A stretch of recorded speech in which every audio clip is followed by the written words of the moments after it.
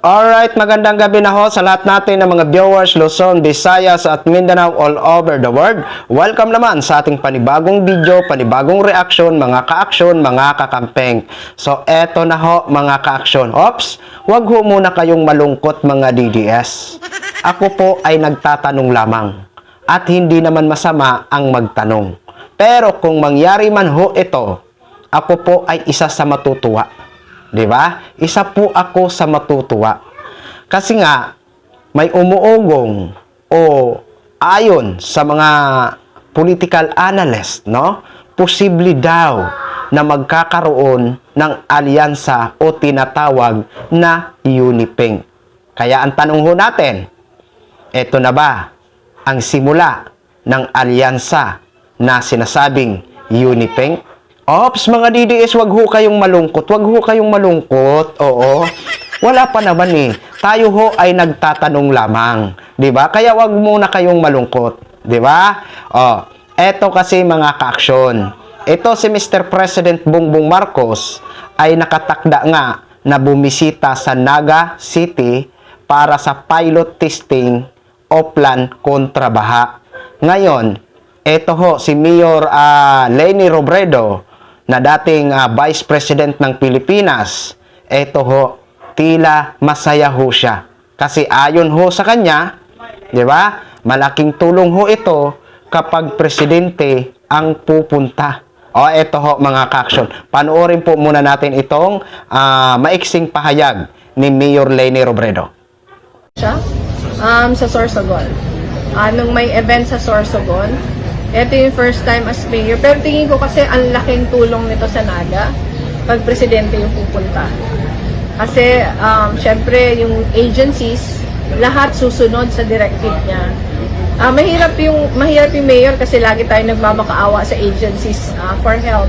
Pero pag presidente na ang magsabi, malaking bagay yun. Lalong-lalo na kasi pinaka-priority talaga natin yung pagpigil ng baha.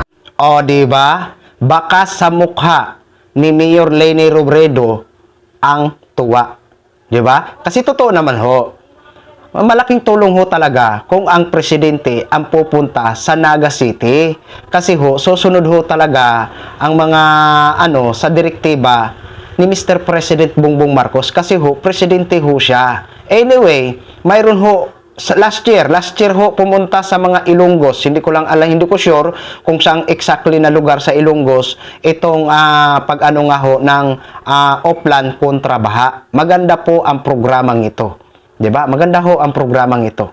Kaya sana sa lahat-lahat po ng mga kalugaran may ganun ho, Oplan kontra baha. 'Di ba? Maganda ho ang programang ito. Kaya dito, siyempre alam natin, matutuwa si Mayor Leni Robredo. Kasi nga talagang susunod ho itong mga kasi nga presidente po ang pupunta doon. 'Di ba? Titingnan ho ang Naga, 'di ba? Kaya nga ito po dahil may umuugong nga mga last year pa ito, sinasabi ng mga political analyst na posible, no? At hindi masama kung magkaroon ng Uniping, 'di ba? Magkaroon ng Uniping. Sanib puwersa ba?